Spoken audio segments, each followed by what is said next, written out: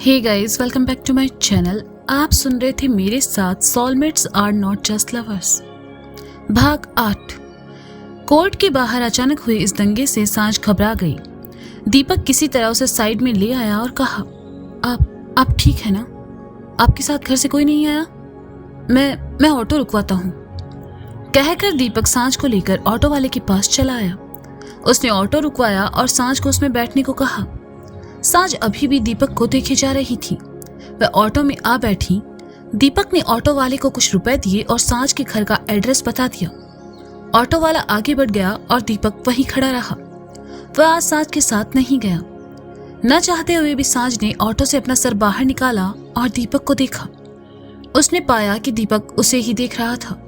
सांझ तब तक उसे देखती रही जब तक वह आंखों से ओझल नहीं हो गया। सांझ ने गर्दन घुमा ली। उसकी आंखें आंसुओं से भरी हुई थी और उसने अपने गले में पड़े मंगलसूत्र को अपनी मुट्ठी में भींच रखा था। उसका मन वेदना से भरा था।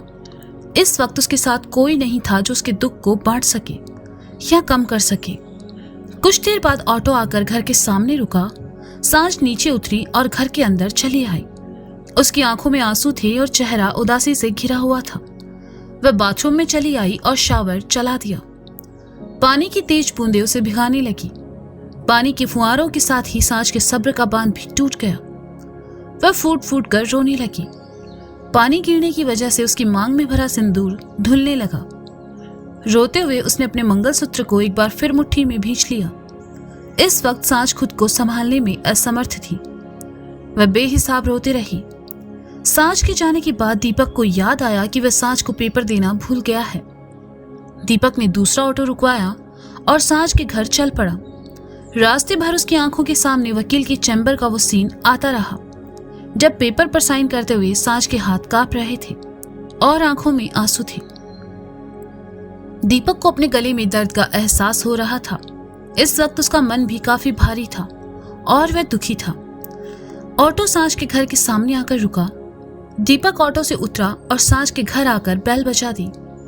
दरवाजा खुला था, लेकिन उसमें डायरेक्ट अंदर जाने की हिम्मत नहीं थी। दीपक ने एक दो बार दरवाजा भी खटखटाया, लेकिन सांझ नहीं आई। मजबूरन दीपक को अंदर आना पड़ा। उसकी नजर बाथरूम की तरफ चली गई। उसने देखा दरवाजा खुला है, शावर चल रहा था, चारों ओर पानी ही पानी है और सांझ वहां बेहोश पड़ी है। दीपक ने जल्दी से हाथ में पकड़े पेपर टेबल पर रखे और सांझ की तरफ आया। उसने सांझ को संभाला तो पाया कि वह बेहोश हो चुकी थी। दीपक ने उसे अपनी गोद में उठाया और उसे लेकर बेडरूम में आया। उसने सांझ को बिस्तर पर लेटाया और वहां पड़ी कंबल से उसे अच्छे से ढक दिया।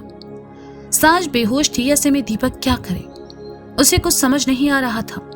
उसे लगा सांझ ने फिर से सुसाइड करने की कोशिश की है। उसने अपना सर पकड़ लिया। उसकी खुद की जिंदगी में बहुत सारी परेशानियां थी, लेकिन वह सांझ को इस हालत में नहीं छोड़ सकता था। वह कमरे के बाहर आया। उसने आसपास से मदद लेने का सोचा, लेकिन अगले ही पल उसे एहसास हुआ कि वह ऐसा करेगा तो कहीं उसे सांझ के घर में देखकर लोग गलत ना समझ ले। दीपक हॉल में यहाँ वहां चक्कर काट ही रहा था कि तभी सांझ की बहन ज्योति उससे मिलने आई। दीपक को वहां देखकर ज्योति थोड़ा हैरान हो गई और कहा, तुम कौन हो और सांझ कहाँ है? अच्छा, वो आप आ गई। मैं अभी आपको सब नहीं बता सकता, प्लीज आप मेरे साथ चलिए। कहते हुए दीपक ज्योति को अपने साथ लेकर कमरे में आया। सांझ को ऐसी हालत में देखकर ज्योति जल्दी से उसके पास आई और उसे देखते हुए कहा, इसे क्या हुआ है? ये शायद बेहोश हो गई है। ये काफी भीगी है, मैं बाहर जाता हूँ, आप प्लीज इनके कपड़े बदल दीजिए। कहकर दीपक कमरे से बाहर चला गया। ज्योति ने सांझ के कपड़े बदले और बाहर चली आई। उसने देखा दीपक अभी भी वहीं था, लेकिन घर के दरवाजे पर अंदर की तरफ दीवार से पीठ लगाए खड़ा था। ज्योति उसके पास चली आई। ज्योति उससे कुछ पूछती इससे पहले ही दीपक ने उसे सब बता दिया। दीपक की बात सुनकर ज्योति को उसकी बातों पर यकीन नहीं हुआ, लेकिन यकीन करने के अलावा उसके पास दूसरा कोई रास्ता भी नहीं था।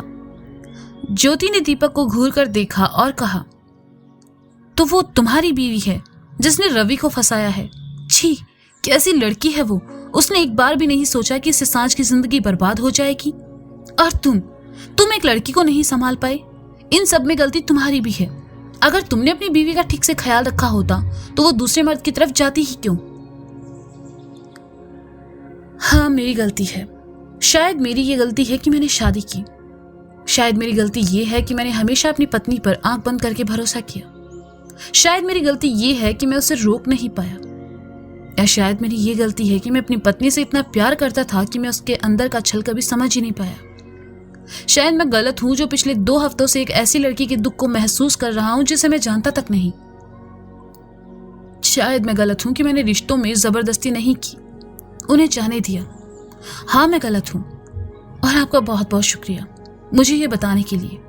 मैं यहाँ सिर्फ उन्हें ये पेपर्स देने आया था। जिस दर्द और तकलीफ से वो गुजर रही है, मैं भी वही महसूस कर रहा हूँ। बस फर्क इतना है कि मैं खुद को ये समझा सकता हूँ कि मैं गलत हूँ, लेकिन वो गलत नहीं है। उसका ख्याल रखिए, चलता हूँ। दीपक ने बुझे मन से कहा और चला गया। मेरा वो मतलब, ज्योति ने कहा, लेकिन तब तक दीपक वहां से जा चुका था। ज्योति वापस अपनी पेपर्स लेकर अंदर आई। उसे बहुत बुरा लग रहा था कि शायद उसने अनजाने में दीपक को कुछ ज्यादा ही बोल दिया।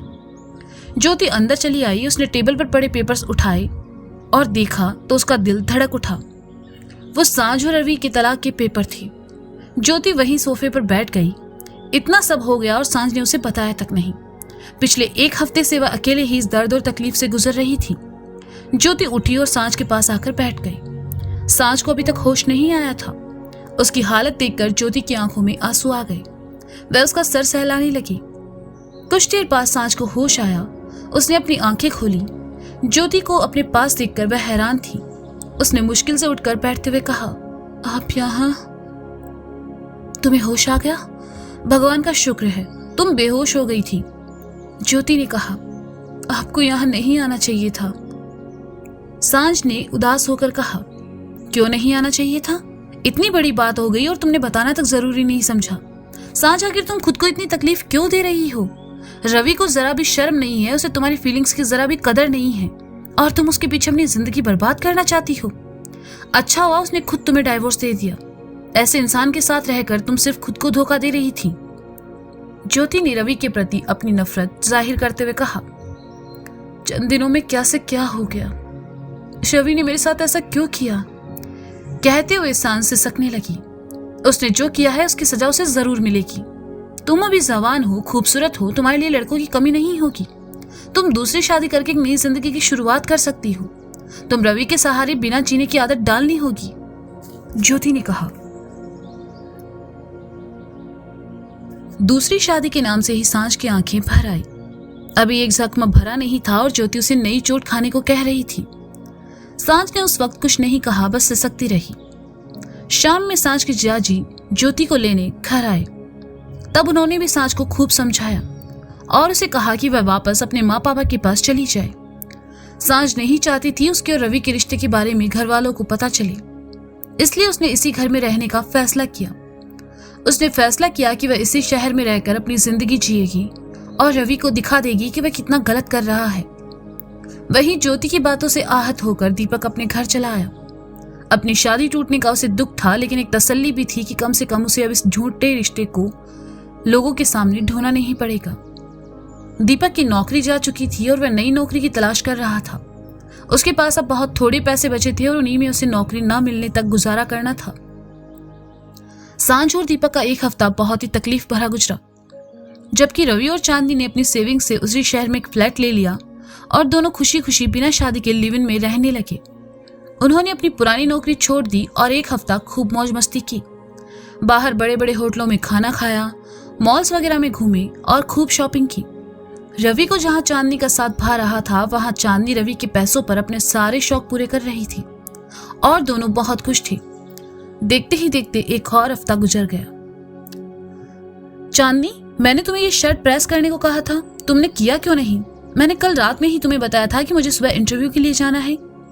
रवि ने सलवट से भरी शर्ट लाकर चांदनी को दिखाते हुए कहा। चांदनी बिस्तर पर उल्टा लेटे अपने नाखूनों पर नेल पॉलिश लगा रही थी। उसने रवि की बात पर ज्यादा ध्यान न देते हुए कहा, हाँ वो मैं भूल गई थी, प्रेस वहां रखा है, तुम कर लो ना, मेरे नाखूनों पर नेल पेंट लगा है। रवि शर्ट लेकर बाहर चला आया। प्रेस करते हुए अचानक उसे सांझ की याद आ गई। ये लीजिए आपके कपड़े, आज आपकी मीटिंग थी ना, इसलिए मैंने कल रात में ही इन्हें प्रेस कर दिया। आह! सोच में डूबे रवि का हाथ गर्म प्रेस से छू गया। और उसके मुंह से आह निकली। उसने देखा गर्म प्रेस की वजह से शर्ट भी जल चुका था। वह वापस कमरे में आया, कबर्ड से दूसरा शर्ट निकाला और बिना प्रेस किए ही पहनकर चला गया। जाते जाते उसने एक नजर चांदनी को देखा, जो कि अभी भी बिस्तर पर उल्टे लेटे अपने नाखूनों पर नेल पॉलिश लगा रही थी। तो दोस्तों, ये था soulmates are not just lovers भाग 8। इसका अगला भाग आप जल्द ही सुनेंगे मेरे साथ। तब तक के लिए शुक्रिया, बाय बाय, अपना ख्याल रखिए और हाँ, सुनते रहिए soulmates are not just lovers मेरे साथ।